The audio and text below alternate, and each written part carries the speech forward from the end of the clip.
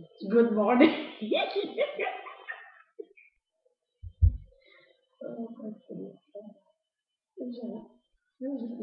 Pas de vidéo. Hi, Patrick. My name is Julie Melanie Pajot. I'm the hiring Human Resource Manager here at the GPFSS. We are bringing you back today because you successfully passed the technical interview. Congratulations. Today, I just want to get to know you a little bit better, know more about your personality. Did you have any question before we start? Just so you know, I will be taking lots of notes during my interview. Don't worry about it. It's just for me for better references after the interview. Just so I'm not missing out on anything. I have a copy of your resume, but it will just be providing you with more information. Just for your information, the GPFSS has over 6,000 employees across Canada and all different Canadian bases, as well. Some of the bases are located across the world.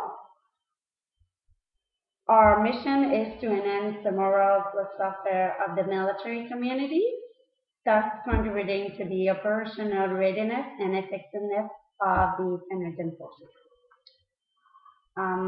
This is a very interesting and fast-paced environment.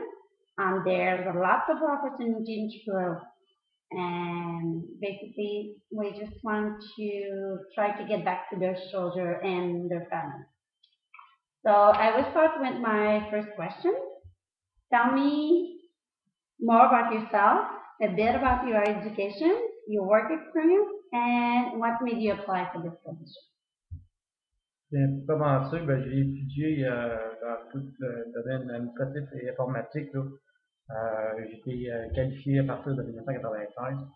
Par la suite, j'ai pris beaucoup de formations à gauche et à droite pour augmenter ma connaissance à l'informatique, me tenir à jour et aller au-delà de ça. En plus de prendre des certificats au niveau de management, de service management, que j'ai fini en 2003. Au niveau de mes expériences, j'ai fait beaucoup de postes de superviseur, de manager, de technicien, support à la clientèle, analyste, tout pour des compagnies à gauche à droite, mais le point commun de tout ça était souvent le support aux usagers pour ce qui est de l'aspect informatique. Donc, en voyant l'emploi que vous offrez, eh bien, j'ai dit que ce serait une bonne opportunité d'augmenter mes connaissances là-dedans, en plus de vous donner un très bon coup de main étant donné mon expérience. Est-ce que vous pouvez juste peut-être élaborer un petit peu sur la formation informatique que vous avez, quel genre de software vous avez utilisé, quel programme? Bien sûr, tout ce qui est la suite Microsoft, c'est quelque chose que je maîtrise très très bien. J'ai fait aussi beaucoup de support sur cette suite-là.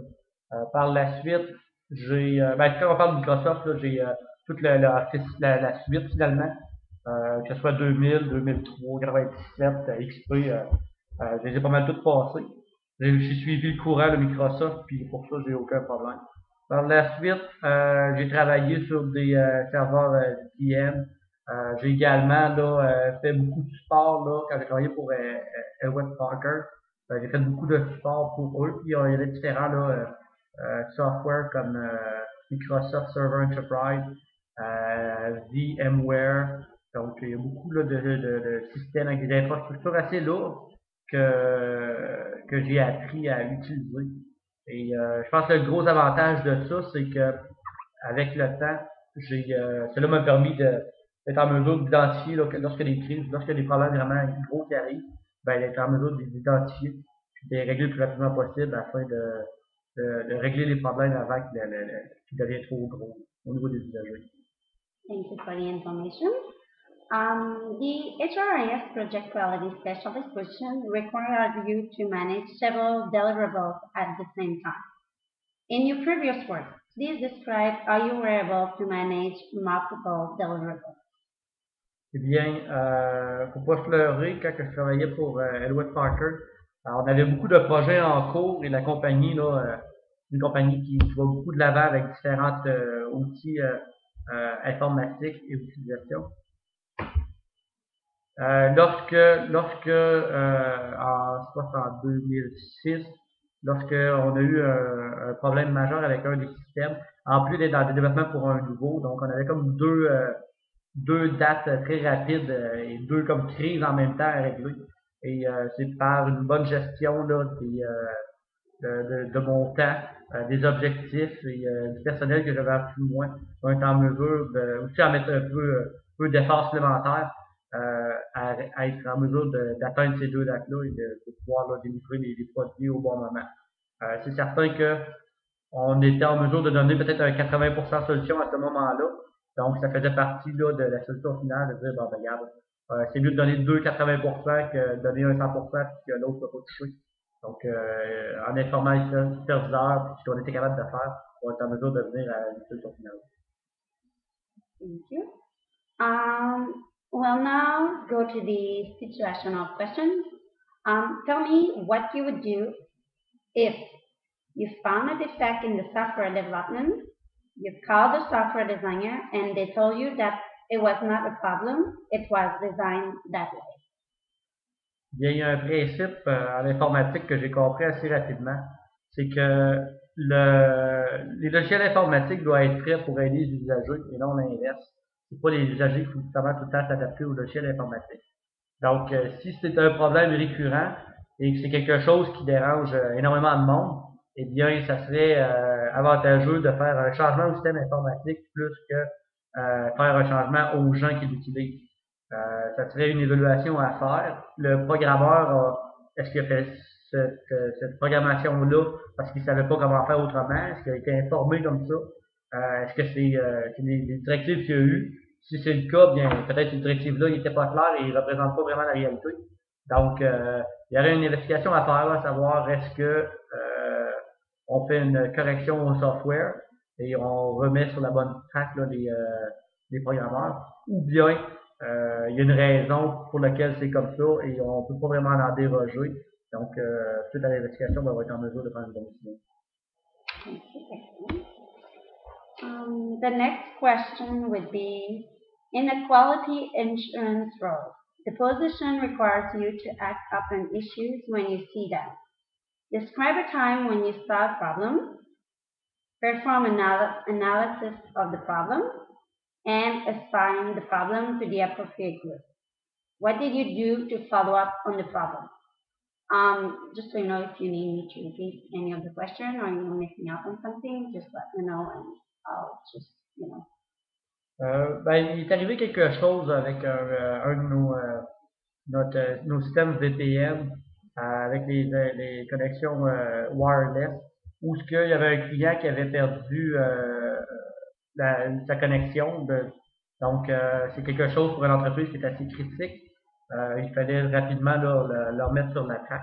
Donc, ce qui avait été fait, c'est qu'on a des avertissements qui se donnent lorsqu'il y a des connexions qui sont perdues. Et avant même que le client appelle, bien, on avait pris tout de suite mis des gens de mon équipe là, sur le problème.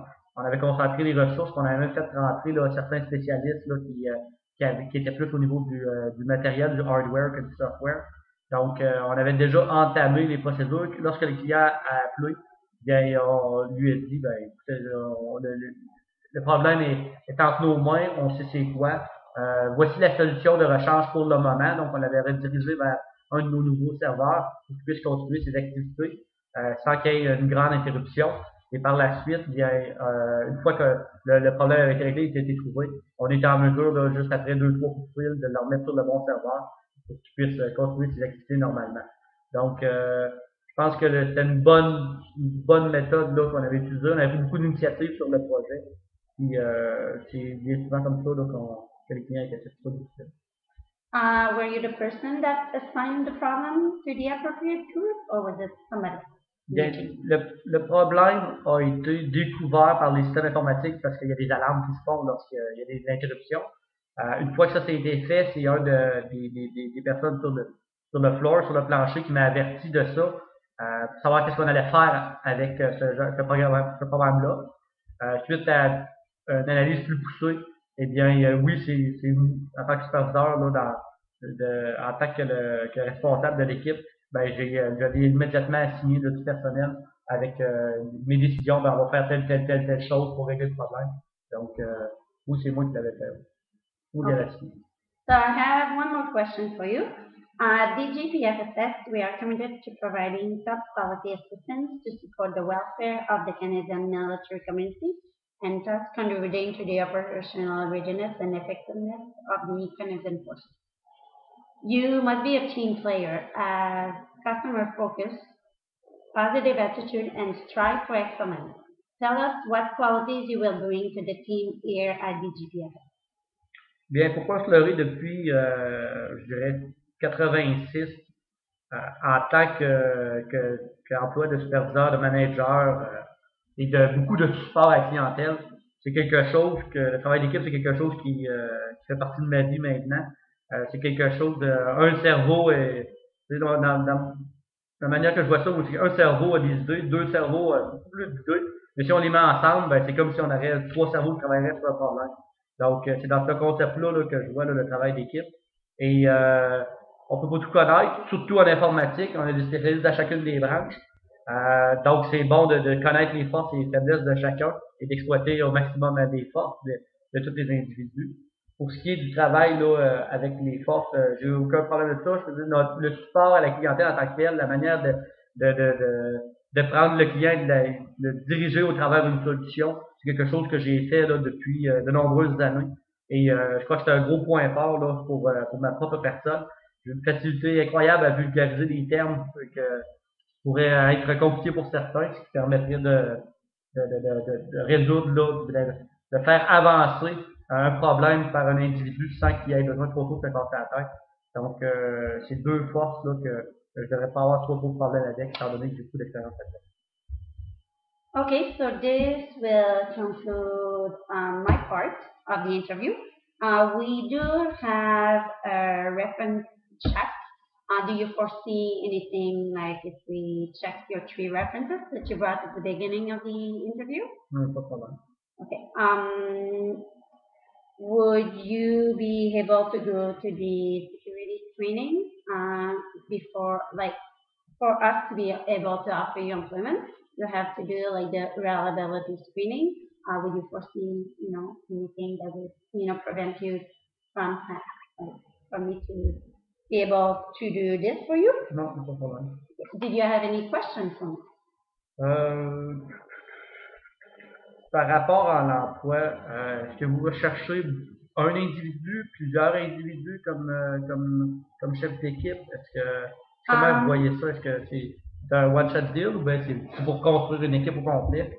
There is already two person in that team. There's the manager and he's got an assistant. So this would be to become a part of like the two team. However, this particular position relies on basically everybody's going to rely on this particular person when it comes to resolving problem with the pay.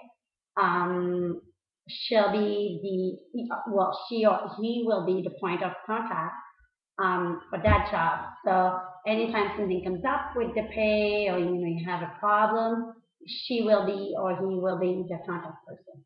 So this is you. However, there's two other people that we can refer to, but you're the primary contact. Okay, so I just want to thank you for coming in today and see you again.